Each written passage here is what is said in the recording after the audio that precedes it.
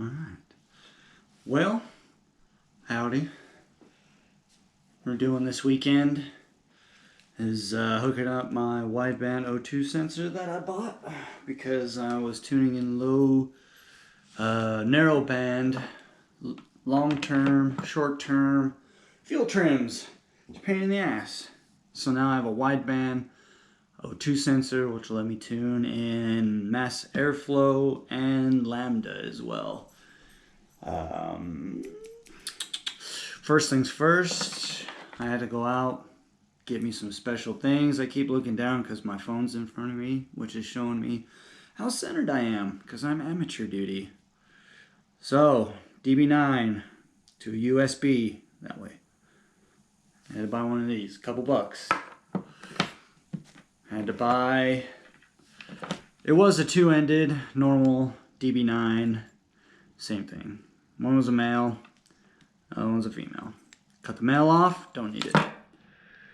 Female, DB9, only need 2 out of this. And the reason I'm doing it this way is because the wideband O2 sensor that I'm using, you can do analog or serial. This is a serial connection.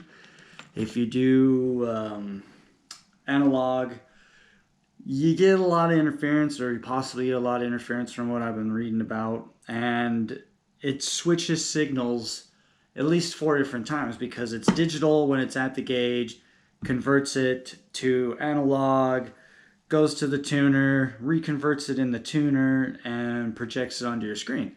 Pain in the ass. This is a serial, so what I see on the gauge is what I see in the tuner. Simple.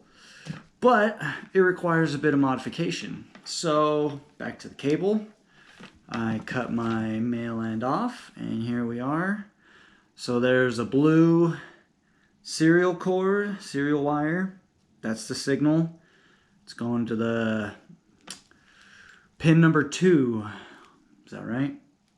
Yep, pin 2. The serial goes to pin 2. Ground is the other one, pin 5. So only 2 I need out of these 9 pins. Crazy. But that's what needs to happen. Then this, which I'm hooking to, came with the wideband. It's basically just, it connects into the gauge, wire it up, power up the gauge. All these other ones are analog and AEM net, whatever that is. So once I got that, I just need to hook up my grounds. So it's ground wire, black ground. Probably can't see it because I'm wearing black, like always. Black wire goes to pin 5, but I'm not connecting it right now because I need to put another wire in here to ground it to the car so that the gauge can work when I'm not tuning. So I'll know what my air fuel is while I'm not even tuning. It'll be good. So then once I get all that hooked up, it'll basically, this whole thing is going to stay part of the car, make it look a little prettier. The USB is going to go. Oh, car. All right. So we got the MPVI2. It's my tuner. Normally it would just plug in to my laptop, and that's what gives me all my readings. This is just a USB hub 2.0 with my cord attached to it, my USB to, DB9 connector. So I basically can plug these both in at the same time. So then once I plug this in and I plug this other wider end that's connected to it. Oh my god, I'm making a mess over here. So, the plug that I wired in, the plug coming from my tuner, will get put together whenever I need to tune. That better be the right one. Yep, back together. So then, the tuner and the wideband will both be going into my laptop. So then all I have to do is command the USB to read the wideband, which will put it into my tuner. I can pull it up in the tuner and add parameters, different graphs to help me with the tuning, because then I can tune in lambda and AFR, which makes it way easier than long-term, short-term fuel trims. Yeah. So, getting this all hooked up, that was made. Thought I'd give a little explanation on this because I'm actually getting feedback from videos. Good buddy of mine, Mr. Jordan, also my coworker, gave me an input on my videos, changed the music, and explain what I'm doing. So, thank you, Jordan. I definitely am doing that. So, once this video is posted on Sunday, there's going to be more. I'll hopefully have this all hooked up and have some polls maybe. And we'll figure it out from there. God, I keep looking at my phone. I'm supposed to be looking at this thing. This shows me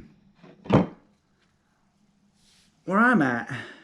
See, there's me. There's you. There's you looking at me, looking at you, looking at me, looking at you. All right.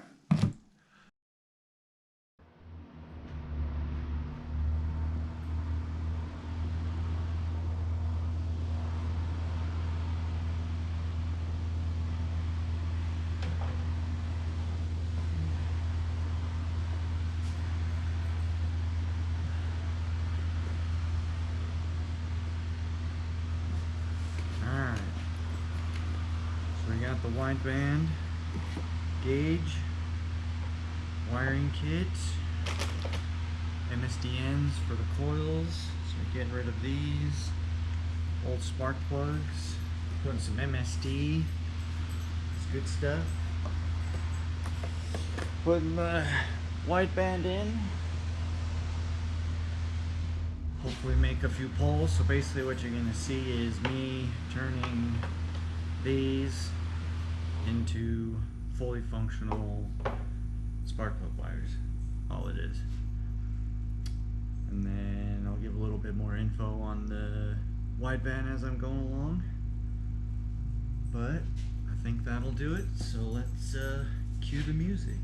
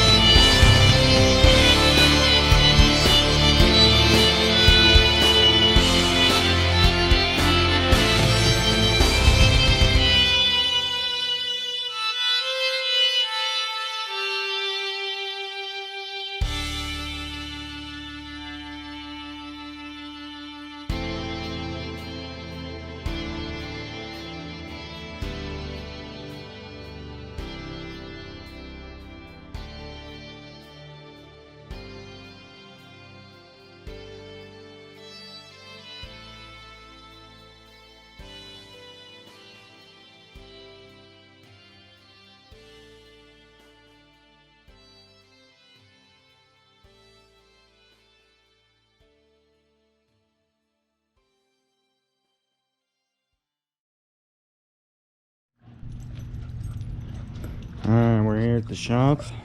Shop dogs are here too. Today we got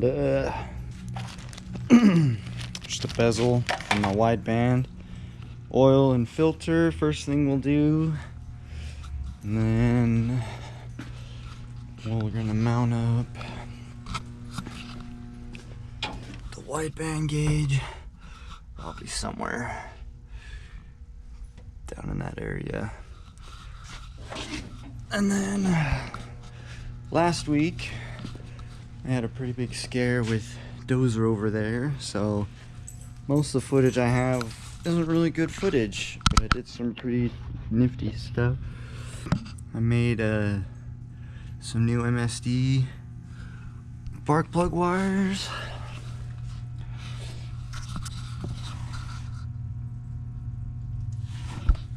Came as a kit, basically.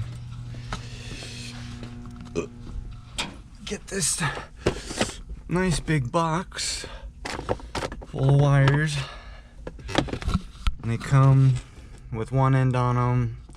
I had some old ones from my Jeep that had the straight end on them I thought I might be able to use, but it wasn't very good, so I got a new pack with 90s on it. And then the other end is just a stripped electrode. You know, they come in different lengths, cut them to length, and then you have your assortment of other boots and little fittings in there. So I made those. I ran wideband gauge cable in already. It goes up and around and down through this hole down here. Then we have my little extension of my exhaust, my wideband sticking out of it. So this side's ready for a muffler just about.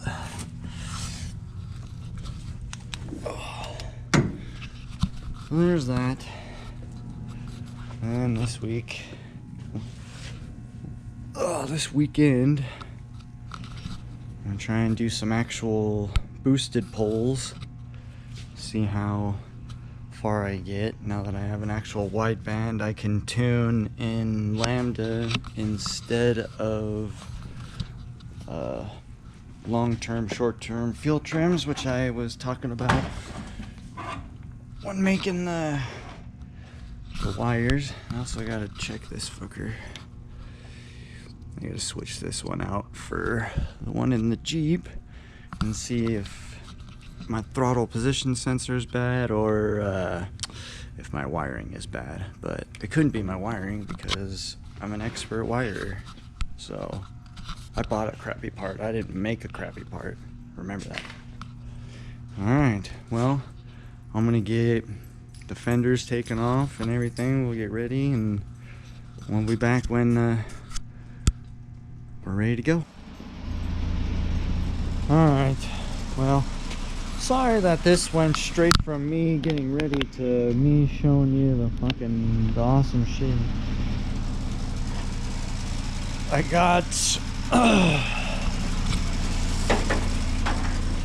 you know, I got my wideband in, whatever this freaking light is. Yeah, as you can tell by my attitude, I'm not really in the best of moods, so you can imagine how well it went. Didn't go horrible, but could have gone a lot better. Mounted up the wideband, goes back, there's that cable, runs to my serial, to the hub, which is also connected to my scanner, which then both go to the laptop. So we got that, and something was off in the tune, and it decided it wanted to start spitting oil out of my freaking turbos, because I don't know what happened. Somewhere in the tune something was buggered up, and it painted the side of my transmission with how much freaking sooty, oily stuff. What is it? Yeah, that's all oil. shut off my fuel line. Where's that coming from? Yeah, looks like it's coming off the exhaust. There's no oil up here until I get down. That's where all the oil is. So hopefully that's just from me tuning like a retard today.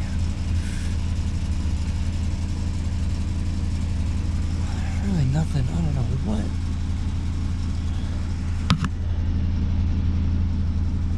Oh, this oil is.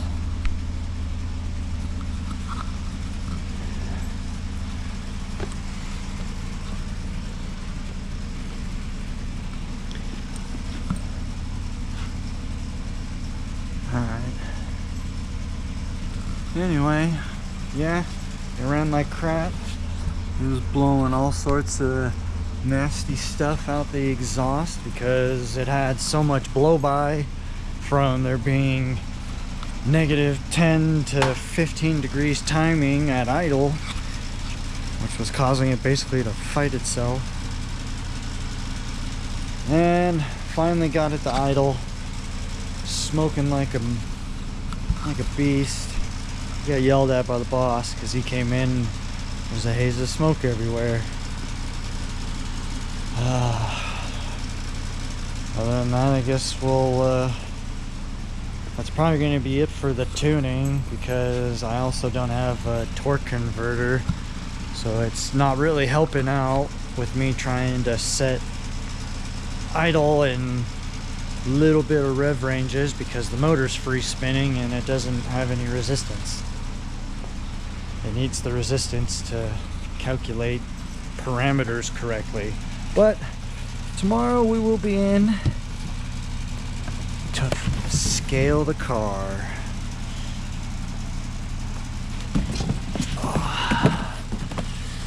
So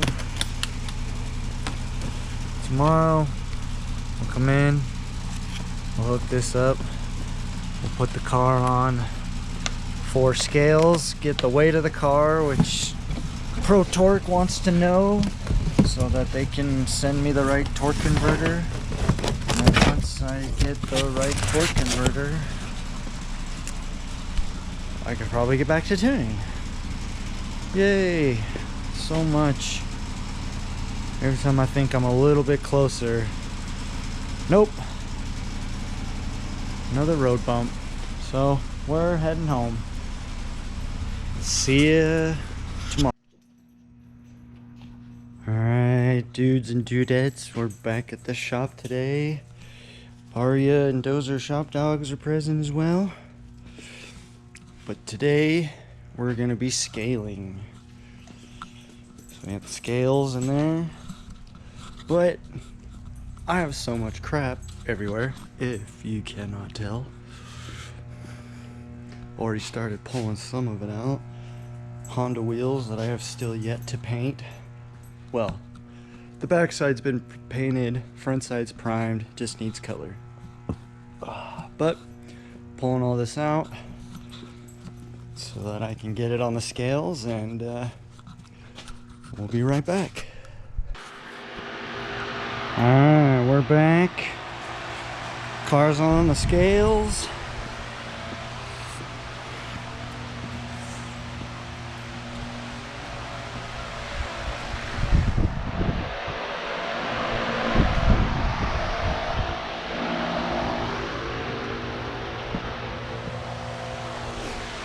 We've got our information. So far it's 3,206 pounds. Almost a 50-50 distribution on it. This is pretty cool. Didn't even think about that. And then, oh, if I sit in it, now it really changes. So now I can see it's gonna be about, ooh, yeah. No, it's only It's definitely not 50-50. It's probably 50-50 close side to side, but with me in it, not so much. But this is definitely one of the perks of my job. Is my boss, Nick, is a nice enough guy to let me use all this really cool stuff. So now I have all the information I need to send over to Pro Torque and get my torque converter. And then once I have all that, loud ass fan. And after that, once I get my torque converter, I'll have a drive shaft here pretty soon. But I just thought I'd talk about why I'm impatient. This is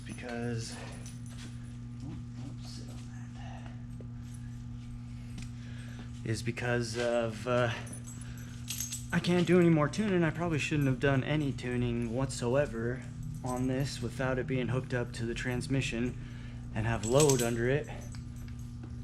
I hopefully didn't hurt anything, but I'm space case and I get ahead of myself because I get excited, obviously.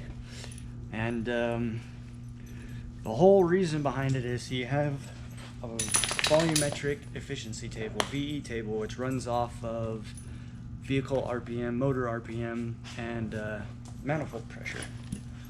So it gauges how much fuel for how much air pressure is in there at what speed.